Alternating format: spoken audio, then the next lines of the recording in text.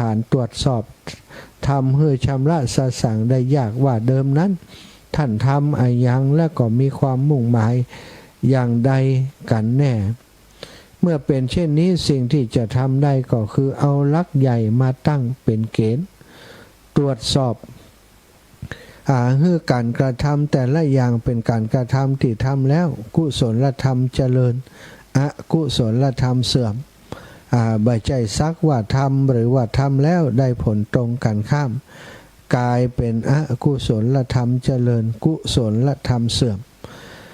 ต่อไปนี้เรามาพิจารณาคำถามที่ตั้งขึ้นนั้นว่ามันเป็นอย่างใดไปมาพ่องเนาะเอาง่ายๆพิธีอาบน้ำศพพิธีอาบน้ำศพบางท่านก็ว่าขออโหสิกรรมหรือไปสู่สุคติเถิดหรือว่ามามือเปล่าไปมือเปล่าหรือว่าตายแล้วเป็นสุขพิธีอาบน้ำศพจะกล่าวคำอย่างใดขอให้นึกถึงเมื่อครั้งพระพุทธเจ้าเสด็จดับขันธปรินิพพานคราวนั้นพระอนุรุทธะก็อยู่ในที่นั้นพระอานนท์เถระก็อยู่พระอินทร์ก็อยู่แต่ละท่านได้กล่าวคำแสดงคำสังเวชท่านละคาถาก็ว่าบ่เหมือนกันเลยเช่นอนิจจาวัฏสังขาราอุปาทวยธรรมิโนอุปชิตวานิรุชันติเตสังวุปัสสโมทุโขอันนี้ก็เป็นคติหือหันว่าบ่จำเป็นต้องว่าคำอะไรอย่างที่เป็นอย่างเดียวกันแต่หือกล่าวคำอะไรอย่างก็ตามที่เป็นเครื่องเจริญกุศลเป็นความตั้งใจดีของผู้ตายหรือเป็นคำสอนใจตนเองก็ได้เพียงแต่อย่าให้เกิดจิตเป็นอกุศลเช่นโทสะโมหะเป็นต้นหรือสักว่าทำเปล่าๆเลื่อนร้อยคำที่ให้ตัวอย่างมานั้นส่วนมากก็ช่วยในการทำจิตใจให้ได้เข้าใจถึงธรรมชาติเกิดแก่เจ็บตายแทบทั้งนั้นสถาแล้วก็ในงานศพการสมาทานศีลคณะรับศีลสถาญาติโยมบางตีบางงานเนาะหับศีลไปโดยมันเป็นเวลาค่ำเวลามืด ค่ำเวลาทุ่ม2 ทุ่มนี่ป้อยุงมันนักเนาะโดยเฉพาะหน้าฝนนี้นะยุงมันเยอะยุงมันนักหลายคนก็หับศีลไปโดยตบยุงไปโดยเปาะแปะบางตีบางแห่งก็อู้กันพ่องเสร็จแล้วก็ดื่มเหล้าเมายาเล่นการพนันบางคนหับศีลแค่4 ข้อเว้นศีลข้อ5ไว้เหี้ยบ้านเฮามีก็ที่บ้านเฮามีก็มีการสมาทานศีลมักจะมีพิธีนั้นเดิมเป็นการตระเตรียมเป็นวิธีการเพื่อช่วยให้การกระทำนั้นเรียบร้อยนักแน่นจริงจังเช่นการสมาทานศีลเองคือตั้งใจว่ากำหนดใจเอากับตัวเองว่ารักษาศีลก็ได้แต่มีพิธีก็เพื่อให้เป็นการสำทับกำกับตัวเองให้นักแน่นจริงจังแต่บัดเดี๋ยวนี้คำว่าพิธีกลายความหมายไปในทางตรงกันข้ามคือกลายเป็นเรื่องบ่ค่อยจริงจังสถาอย่างที่พูดกันว่าทำพอเป็นพิธีการสมาทานศีลเดี๋ยวนี้ก็มักทำกันอย่างเป็นพอเป็นพิธีซึ่งก็คือบ่ได้สมาทานเลยนั่นเองตามตัวอย่างติดตั้นเล่ามานั้น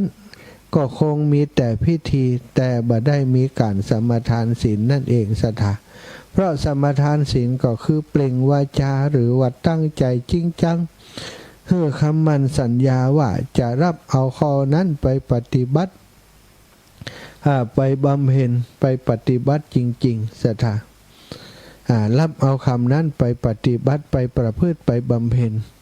เมื่อบัดตั้งใจรับก็บ่มีการสมาทานศีลอย่างที่เล่ามาอาจจะเรียกว่าเป็นซากของการสมาทานศีลเมื่อทราบเช่นนี้แล้วก็ลองไปพิจารณาปรับปรุงดูเนาะสถาชักชวนกันทำให้พิธีกลับกลายเป็นเรื่องจริงจังขึ้นมาเฮ้มันเป็นเรื่องจริงๆเรื่องจังๆบ่ใจมาหลอกกันเล่นบ่ใจมาหลอกทุกเจ้าเล่นทุกเจ้าก็หลอกศรัทธาเล่นนะทุกเจ้าให้ศีลไปศรัทธาหับอย่างใดก็แล้วแต่มันเถอะว่า ศรัทธาฮับไปก็พอได้พ้นปากตูเจ้าไปแล้วก็เอาละนินทากันมากินเหล้ากินยากันเนี่ยอย่างที่มันบ่ถูกต้องอย่างอีเธอว่าเป็นการทำพอเป็นพิธีบ่ได้ทำจริงทำจังอย่างเป็นถ้าเราทำจริงเป็นบุญเป็นกุศลและเป็นคุณค่าแก่พระศาสนาเป็นอันมากศรัทธาทีนี้การสวดอภิธรรมสวดกัน3-4จบสวดภาษาบาลีการสวดอภิธรรม3-4จบเป็นภาษาบาลีนั้นเกิดขึ้นอย่างใดก็อยากที่จะสันนิษฐานอาจจะเป็นไปได้ว่าเวลานั้นคนรู้ธรรมกันมากมายลึกซึ้งและรู้บาลีกันมากตัว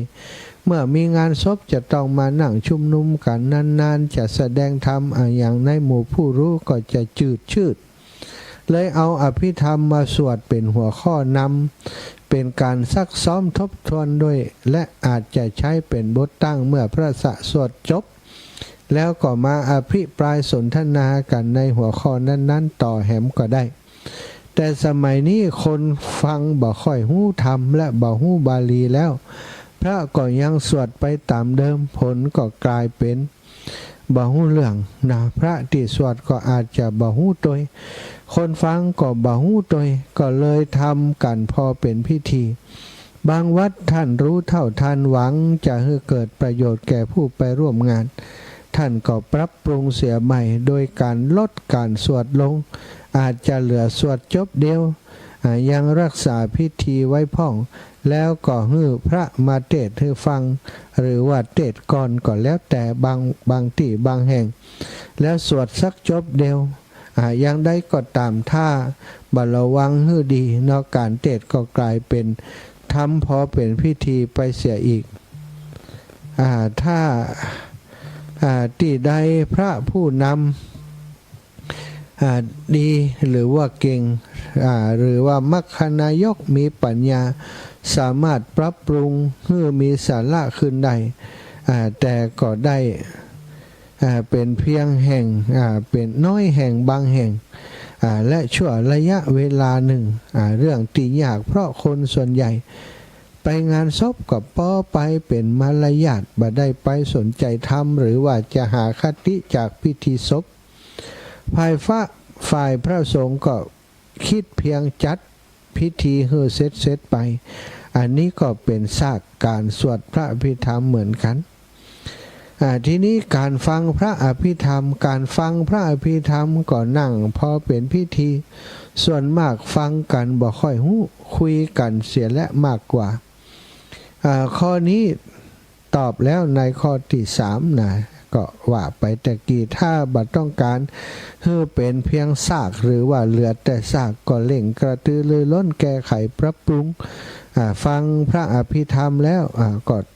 เอามาไต่ตองเอามาพินิจพิจารณาไปหาความหมายปัจจุบันนี้ถ้าอยากรู้คำแปลพระอภิธรรมกุศลธรรมะอกุศลธรรมะเป็นอย่างไรศรัทธาสามารถเปิดใน YouTube เปิดในคำแปลแปลอภิธรรมแปลก็อ่านข้อความในหั่นได้เนาะเฮามีโทรศัพท์ใจให้เป็นประโยชน์เนี่ยไปคิดว่าบ่สำคัญบ่จำเป็นไปกี่งานเขาก็ได้ฟังพระสวดทีนี้พระสวดมันแปลว่าอย่างใดเนี่ยกุศลธรรมะกุศลธรรมะนี่ ไปเปิดดูก็จะเข้าใจศรัทธาญาติโยมแล้วก็การแสดงธรรมนิยมเทศแจงปฐมสังฆยนาทุกงานพระท่านก็สรรเสริญเจ้าภาพยกยอคนตายว่าสารทรัพย์บำรุงศาสนานี่แล้วก็มักบอกอานิสงส์ว่าเทศแล้วนี้ได้บุญมากมายเพราะมีตั้ง84,000 พระธรรมขันธ์เป็นการสืบต่ออายุพระพุทธศาสนาการแสดงธรรมโดยเฉพาะเทศส่วนใหญ่แต่เดิมอาจจะเป็นโอกาสให้ได้แยกแยะแจกแจงเนื้อหาธรรมออกไปกว้างขวางเพราะเทศแจงก็คือเทศเรื่องสังฆายนาย่อมเกี่ยวกับธรรมวินัยทั้งหมดทั้งสิ้นคราวหนึ่งจะจับเอาจุดไหนมาแยกแยะก็ได้และอาจจะเป็นโอกาสที่จะชำระสะสางความเชื่อถือ การประพฤติปฏิบัติที่ผิดพลาดคลาดเคลื่อนแก้ไขกันได้อย่างถูกต้องสมชื่อว่าการเทศน์แต่ปัจจุบันก็เหมือนกับข้อก่อนก็คือการเทศน์ก็พอทำเป็นพิธีบางทีพระเทศน์อยู่คนก็อู้กันไปเนาะบ่ได้ตั้งใจฟังสรรเสริญพูดตายแต่ก่อนเนื้อหาธรรมที่แสดงนักแน่นดีการพูดถึงพูดตายและเจ้าภาพก็เป็นเรื่องประกอบไปได้บ่เสียหายจะจัดเขาจะต้องพิจารณาดูดีๆว่าไปฟังเทศน์แล้วใดอย่างพ่องพระสงฆ์องค์สังฆเจ้าเปิ่นเทศน์มีประโยชน์กับเฮาอย่างใดสถาเอามาประพฤติเอามาปฏิบัติเอามาพิจารณากับตนกับตัวก็จะเกิดบุญเกิดกุศลพระผู้เทศน์ถ้าตั้งใจเทศน์โดยความตั้งใจที่ดีเพื่อให้ศรัทธาญาติโยมเจ้าภาพก็ดีแขกก็ดีได้เข้าใจธรรมได้หู้ธรรมตามวัตถุประสงค์ของการเผยแผ่ธรรมทางพระพุทธศาสนาก็จะเกิดกุลมากมายมหาศาลในโอกาสของงานเขาดำนั้นๆเนาะเป็นโอกาสได้ฟังธรรมก็เอาเรื่องที่มันเป็นอนิจจะเรียกว่ากฎไตรลักษณ์นี่แหละสำคัญมาให้ศรัทธาญาติโยมได้พิจารณาได้มาหันสัจธรรมที่แท้จริงได้มาหันว่าเฮาบ่เหมือนก็เหมือนกับคนที่นอนอยู่ในโลงศพเนาะคนที่นอนอยู่ในหันอดีตเดิมผ่านมาเพิ่นก็ยังเฮาเนี่ยเที่ยวไปงานศพคนนั้นคนนี้ไปให้กำลังใจคนนั้นคนนี้แต่สุดท้ายเปิ้นก็ต้องมานอนในโรงให้เฮามาปรงธรรมสังเวชอยู่ในขณะนี้ถ้าเฮาประมาทอยู่สถาบ่ฮู้ถึงบ่ได้ปรงสังเวชสังขารของเฮาอย่างนี้เป็นผู้ประมาทอยู่ก็บ่เกิดกุลบ่เกิดประโยชน์หยังในการมางานศพทีนี้การฟังธรรมคนมักจะเบื่อการฟังเทศน์ก็ฟังกันพอเป็นพิธีบ่กี่คนจะมากเอาตอนทอดผ้าปังสกุลเจ้าภาพก็ต้อนรับแขกเตรียมจัดชื่อคนที่จะเชิญไปทอดผ้าถ้ามีท่านสสผู้ว่านายอำเภอตำรวจระดับสารวัตรใหญ่มาตัวเจ้าภาพก็มีหน้ามีตาการฟังธรรมก็เข้ากับคำตอบที่ชี้แจงมาในข้อก่อนๆเมื่อตัวสาระหมดไปหดหายไปเฮาก็มาเอาดีกันตรงเกียรติยศชื่อเสียงเรื่องอย่างที่เล่ามาว่าเชิญผู้มีเกียรติมากมายขึ้นทอดผ้านั้นนิยมทำกันมากในชนบทบรรณานี้เองในกรุงบ่ค่อยทำเพราะคนมีเวลาน้อยแต่ในแง่สาระก็บ่ค่อยได้บ่ได้สาระด้วยกันทั้งในกรุงและนอกกรุงเป็นแต่ว่าในชนบทมีเวลาที่จะแก่เรื่องบ่เป็นสาระมากกว่าก็เลยมีวิธียาวกว่าทางแก้นั้นก็คือเมื่อดึงความสำคัญในส่วนที่เป็นสาระกลับมาได้ทำสิ่งที่ควรมีสาระให้กลับมามีสาระขึ้นมาได้เรื่องปลีกย่อยเหล่านี้ก็ค่อยๆลดลงไปแต่เรื่องนี้เหตุอีกอย่างหนึ่งที่ทำให้แก้ยากก็คือค่านิยมของสังคมไทยที่พอกพูนขึ้นมาว่าต้องการเกียรติมดตะไรบอกว่าขอให้ได้ชื่อเสียงนี่สถาทีนี้มาดูเรื่องมาติกานิยมนิมนต์พระมากกว่าอายุคนตายเพราะถือว่าลูกหลานจะได้อายุยืนถ้านิมนต์เจ้าคุณพระครูมาได้มากก็ถือว่าเป็นเกียรติยศของวงตระกูลมาติกาเรื่องนี้ก็เหมือนกับเรื่องราวก่อนนั่นเองคือเหลือแต่ซากมาติกาเมื่อเหลือแต่ซากแล้วสิ่งบ่เป็นสาระต่างๆการถือยิ้มต่างๆก็ตามมาขึ้นมาเองเป็นธรรมดาเพราะเมื่อหาสาระจากตัวลักบ่ได้แล้วก็เอาโชคลางเกียรติยศชื่อเสียงใส่เข้าพอให้รู้สึกว่าได้อย่างพ่องพออุ่นภูมินะมาติกาคือหัวข้อสิกขาบทแต่ละหมวดเช่นกุศลธรรมะอกุศลธรรมะนี่ต้องขยายความสถาการฟังสวดมาติกาแขกก็นั่งพนมมือปากก็พูดคุยกันไป เจ้าภาพกว่ามัวยุ่งเรื่องทอดผ้าและเอาไผ่พ่องจะเอาไผ่พ่องใครจะทอดก่อนใครจะทอดหลังใครจะเป็นประธานจุดไฟพระก็คงจะสวดให้คนตายฟังเพราะก่อนสวดต้องไปเคาะโลงบอกทุกทีข้อนี้ส่วนใหญ่ก็เป็นอย่างนั้นนะจริงๆแล้ว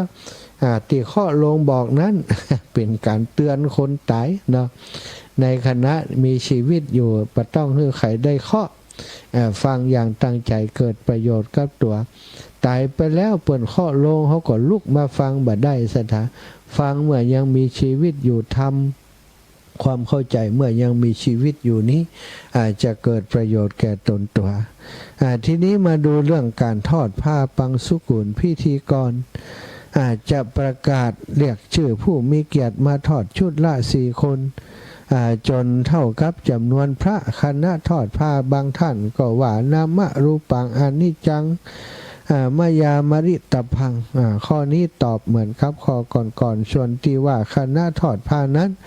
เพิ่งถือคติอย่างที่บอกก็คือ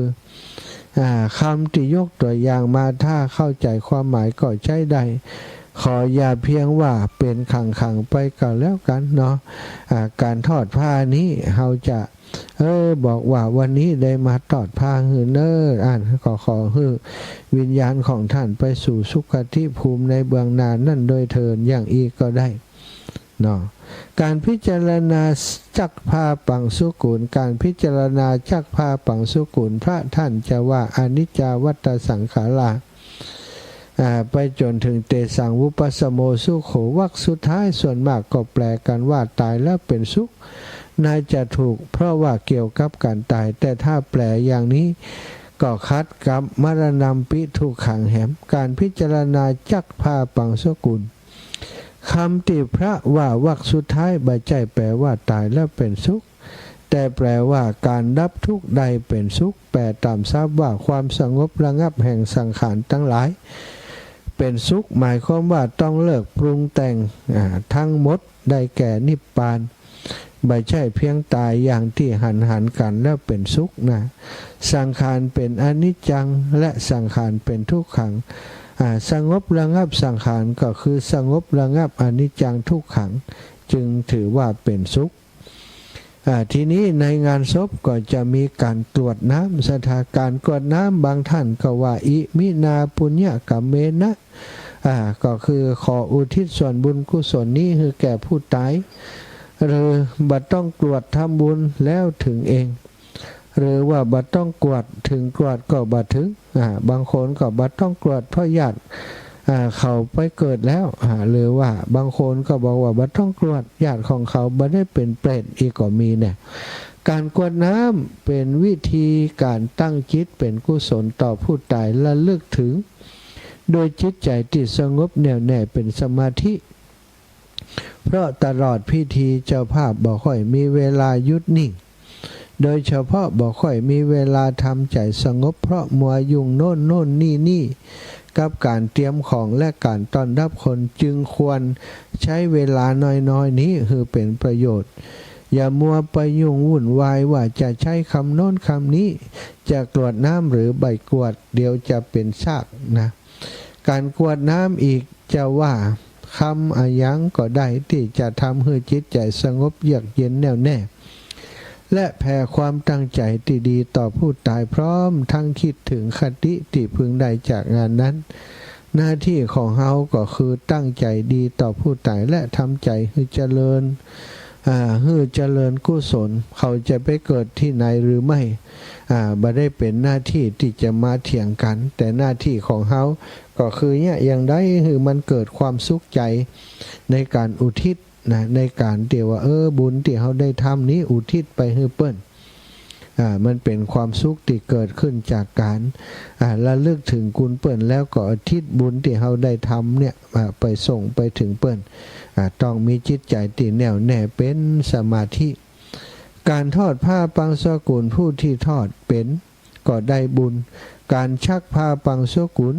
พระที่พิจารณาเป็นก็ได้บุญเจ้าภาพจะได้บุญหรือไม่การทอดผ้าปังสกุลการชักผ้าปังสกุลถ้าทำใจ เป็นก็ได้บุญทุกคนถ้าทำไม่เป็นบ่เป็นก็ได้แต่ซากของพิธีโดยเฉพาะคนที่ทำโดยมือตัวเองก็เป็นธรรมดาที่จิตใจโน้มไปได้แรงเพราะจะทำอะไรอย่างใจก็ย่อมมุ่งไปในเรื่องนั้นก็อาจจะได้ความรู้สึกดีๆหรือได้บุญแรงกว่าคนอื่นเจ้าภาพทำใจให้ถูกกุศลธรรมก็เจริญจิตใจก็ผ่องใสเบิกบานก็ได้บุญทุกทีการจุดไฟหรือวางดอกไม้จันทร์การจุดไฟหรือเวลาวางดอกไม้จันทร์บางท่านก็ว่าอรหังจุติหรืออยู่เป็นสุขตายเป็นสุขไปสู่สุขติเถิดหรือเฮาก็ตายอย่างนี้การตายเป็นของธรรมดาบ่ล่วงพ้นไปได้แล้วแต่กรรมไผจะว่าการจุดไฟหรือว่าเวลาวางดอกไม้จันทร์ข้อนี้ศรัทธาญาติโยมก็ต้องพิจารณาให้ดีถ้าเขาวางโดยการระลึกถึงคุณของคนตายแล้วก็บอกว่าเฮาในอนาคตไปหน้าก็จะต้องเป็นอย่างนี้ขอหือท่านบุญกุศลที่ท่านได้ทำนี้ทำให้ท่านไปอยู่ภพภูมิที่ดีไปสู่สุขติในวิมานนั่นเถิดก็การวางดอกไม้จันทร์ก็ถึงจะเป็นประโยชน์กับคนตายศรัทธาแต่ปัจจุบันนี้ในงานศพต่างๆนี้ถ้าอู้กันไปแล้วเขาก็ทำตามพิธีกรรมพิธีการที่เปิ่นมีก็ทำตามกันมาแล้วก็โดยส่วนใหญ่แล้วก็เขาก็ไปเสียเวลากับสิ่งที่มันแบบเป็นบุญเป็นกุศลเสียมากกว่าบางทีก็เลี้ยงเหล้าเลี้ยงสุรายาเมากันในงานศพจนบางทีบางแห่งเสร็จงานศพแล้วก็กลายเป็นว่าหนี้สินเพิ่มพูนขึ้นมากลายเป็นคนตายมาขายคนเป็นก็ลำบากเพราะหนี้สินที่เกิดขึ้นจากการทำบุญจริงๆแล้วคนตายบ่ฮู้หยังแล้วแต่คนเป็นนั่นเองที่สร้างหนี้สินให้เกิดขึ้นกับตัวจากการจัดงานศพสมัยก่อนศรัทธาถ้าคนที่มีเปิ้นบอกว่าเป็นสมาชิกธกส.นี่ มันจะมีเงินชาปนกิจสงเคราะห์ธกส.หรอกเวลาตายแล้วได้หลายแสนคนบ้านนอกคนบ้านนอกเขาก็ถ้าเป็นคนที่เปิ้นมีเป็นสมาชิกธกส.นี่คนไปจ่วยดีดอกบุบงัวบุบควายกันเป็นตัวละล้มงัวล้มควายกันเล่านี้บะอันเลยจบงานศพแล้วเงิน200,000 300,000หมดเสียงศรัทธาเงิน200,000 300,000สมัยก่อนนักนะแต่ว่าหมดไปแทนที่จะได้มากับลูกกับหลานหมดไปกับเหล้ายากับการเลี้ยงดูกันถ้ามีงานศพในหมู่บ้านนี้ก็บ่ต้องนึ่งเข้ากันแล้วไปจูจ่วยยังมั่วจ่วยอย่างปล้ำปเหลือก็บ่เข้าใจในสมัยก่อนนั้นไปกลุ่มว่ากันอยู่ในงานวันค่ำศรัทธาดานุ่นดานี่ความจริงประสาทก็ไปซื้อมาเอาบ่ได้มาทำเองสมัยก่อนนี้เปิ่นทำเองก็จำเป็นอยู่ที่ไปช่วยกันแต่ว่าต่อมาเปิ่นบ่ได้ทำเองแล้ววันดาเปิ่นเอามาส่งแต่ก็คนก็ไปกันไปงานศพห่อข้าวต้มตึงวันเนี่ยกิน3 มื้อกับข้าวลำกับข้าวดีๆไปบ่ปอนี่ขี้เหล้าหลวงหุมก็คือเลี้ยงเหล้าดีศรัทธากลายเป็นว่าพอตายไปแล้วเกิดภาระหนี้สินยุ่งเหยิงกับครอบครัวแต่ปัจจุบันนี้ก็ได้หันการเปลี่ยนแปลงหลายพื้นที่หลายหมู่บ้านหลายชุมชนพี่น้องอสม.เข้ามาควบคุมดูแลมาจัดการงานศพนี้ไม่ดื่มสุราไม่มีสุราในงานศพอย่างการเนี่ยห้ามดื่มสุราในงานศพถ้าหู้ถ้าทราบปรับ บัดเดียวเขาเล่นปรับเจ้าภาพศรัทธาถ้าเจ้าภาพบ่ฟังนี่เปิ้นก็ปรับที่เจ้าภาพทหารเอาเหล้าเอายามาเลี้ยงกันแต่ก็เอาไปเอามาบางเตื่อมัน เป็นแต่ข้อความไปติดไปแปะไว้เนี่ยไอ้หมู่นี้มันก็ลึกเห็นนี่เนาะมันก็สอนก็ลักกินกันอยู่แต่ก็ยังดีกว่าติดเลี้ยงกันไปเจออย่างสมัยก่อนนี่บททกองดาขันเข้ามานะพวกแขนกเราก็เอามาตั้งโต๊ะละขวดโต๊ะละขวดโต๊ะละขวดต่อมาก็เอาตั้งเป็นเยือกเลยอ่ะปอดโตเนาะสมัยก่อนเป็นอย่างอันแต่นะสถาแต่บัดเดี๋ยวนี้นี่รู้สึกว่าจางกันไปแล้วก็ตั้งกฎระเบียบของหมู่บ้านชุมชนต่างๆก็มีการออกกฎออกระเบียบบางวัดบางวาบางบ้านบางหมู่บ้านก็ปฏิบัติกันอย่างจริงจังห้ามก็คือห้ามกันแต่เลยถ้ามีการเลี้ยงดูแล้วก็โดนปรับโดนไหมเขาก็กว่าโดนปั๊บเขาก็บากล้ากินแอบซ่อนกินบากินบ้านเจ้าภาพไปกินบ้านคนอื่นเอา ลบเอาไปกินบ้านคนอื่นแต่ว่าก็เป็นเหล้าของเจ้าภาพนั่นแหละลบเอาอันนี้ก็เป็นกันอยู่อย่างนี้เนาะศรัทธาญาติโยมอันนี้ก็อู้ถึงเรื่องการจัดพิธีงานศพถ้าเขาจะให้มันเกิดบุญเกิดกุศลจริงๆก็ต้องทำทุกสิ่งด้วยความตั้งใจที่เป็นบุญศรัทธาตั้งศพไว้ก็ควรจะทำให้มันเป็นบุญเป็นกุศลจริงๆนิมนต์พระสงฆ์องค์สังฆเจ้ามาเทศก็ฟังเทศให้มันเข้าใจเปิดสวดอภิธรรมก็อย่างที่ว่านะแปลบ่ได้ก็เปิดYouTube พอคำแปลมันเป็นอย่างใดก็เอามาพิจารณาความจริงคำแปลของพระอภิธรรมนี่ดีมากเลยสถาทำอันเป็นกุศลก็ดีทำอันเป็นอกุศลก็ดีทำอันเป็นอัพยากิจก็คือจะว่ากุศลก่อมใจอกุศลก่อมใจเป็นคำกลางๆนี่เกิดขึ้นแล้วก็มันมีเหตุมีปัจจัยอย่างใดเกี่ยวกับเรื่องของการเกิดความทุกข์และก็ความดับทุกข์สถาในเรื่องของอภิธรรมที่พระพุทธเจ้าไปแสดงที่จังหวัดสวรรค์ชั้นดาวดึงส์คือพุทธมารดาได้ฟังแล้วก็เอามาเปิ่นก็เอามาเป็นบทสวดในงานศพต่างๆสวดพระอภิธรรมว่าก็ไปหาคำแปลได้เนาะถ้าบอกในวันนี้บอกตอนนี้เดี๋ยวก็ลืมไปละถ้าศรัทธาไปอ่านเอาคนเดียวก็จะได้เข้าใจบัดเดี๋ยวนี้การสื่อสารเทคโนโลยีมันช่วยเฮาได้นักยุค AI นะ AI นี่ตอบคำถามได้หมดนะนี่ปานแปลว่าไอ้ยังนี่สวดอภิธรรมมีความหมายว่าอย่างใดลองไปถามมันเถอะ AI มันตอบได้เฮาก็ได้เอามามันเป็นอย่างนี้เวลาฟังพระสงฆ์องค์สังฆเจ้าเปิ่นสวดกุศลธรรมะอกุศลธรรมะเฮาก็จะได้เข้าใจแล้วส่งจิตไปตามกระแสสวดสาธยายมนต์นั้นก็จะเกิดประโยชน์นะสัทธาแล้วก็เวลาเปิ่นเทศก็เหมือนกันเวลาพระสงฆ์องค์สังฆเจ้าเทศพยายามเอาส่วนที่มันเป็นเนื้อหาสาระส่วนที่มันเป็นความสำคัญเทศในงานศพต่างๆเนาะเปิ่นก็มีหลักการในการแสดงธรรมการแสดงธรรมในงานศพก็อู้ถึงความบัดเที่ยงของชีวิตสังขารของคนเฮาแล้วก็ในเรื่องคุณงามความดีของผู้วายชนที่เปิ่นสร้างเปิ่นกระทำไว้ก็เป็นตัวอย่างเป็นอนุสรณ์เป็นที่ระลึกของคนที่อยู่ตั้งหลังจะได้ฟังแล้วก็ระลึกถึงว่าคนที่เปิ่นเสียชีวิตจากไปนั้นเปิ่นได้สร้างบุญสร้างกุศลเอาไว้มากมายอย่างใดเฮาก็ถือเป็นคติที่นำมาประพฤติปฏิบัติต่อศรัทธาญาติโยมเอาละวันนี้ได้อุจาเรื่องงานศพมาก่อนเนื่องจากว่าในวันที่31นี้เนาะก็มีการทำบุญชาปนกิจ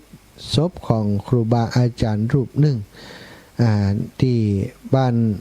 นากวางเนาะอดีตเปิ่นเป็นสมภารเจ้าอาวาสวัดนากวางอำเภอแม่ทะจังหวัดลำปางสถาชื่อว่าพระอาจารย์ประจบอาจารย์ประจบท่านอาจารย์ประจบ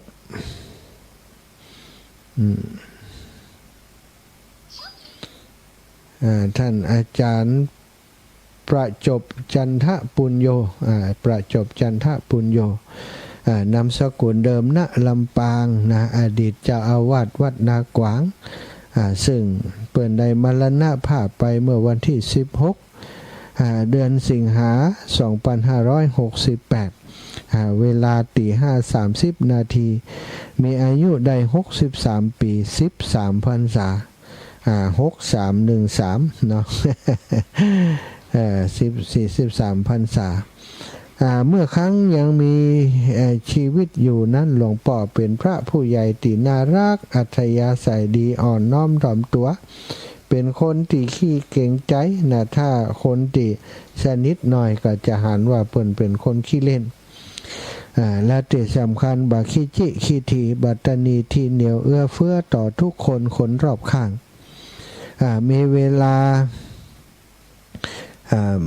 าบ่สบายใจนะหลวงพ่อก็มักจะโทรมามาจากับพระลูกพระหลานได้จากันตลอดกระทั่งหลวงพ่อป่วยรักษาตัวที่โรงพยาบาลสูงลำปางแล้วก็มารักษาตัวที่วัดนากวางนะครูบาอาจารย์ที่ในพื้นที่ก็แวะไปเยี่ยมท่านได้โทรคู่กันตามประสาหลวงพ่อมักจะบอกนะครับพระลูกพระหลานเสมอว่าผมจะตายบ่ได้บ่ฮู้เน้อท่านพระครูฝากช่วยดูแลจัดการให้ผมด้วยนะ เวลาตายเนาะเป็นธรรมดาสถาสัพพชีวิตเกิดแก่เจ็บตายเป็นสิ่งธรรมดาเมื่อวันนั้นมาถึงก็จำเป็นต้องดูแลกันไปทำหน้าที่ที่หลวงพ่อเพิ่นได้ฝากไว้ได้ช่วยจัดการดูแลงานของเปิ้นให้ดีที่นี่สถานีวิทยุเพื่อการศึกษาวิทยาลัยสงฆ์นครลำปางสถานีวิทยุกระจายเสียงบริการสาธารณะออกอากาศณอาคารเลขที่ 1 วัดบุญ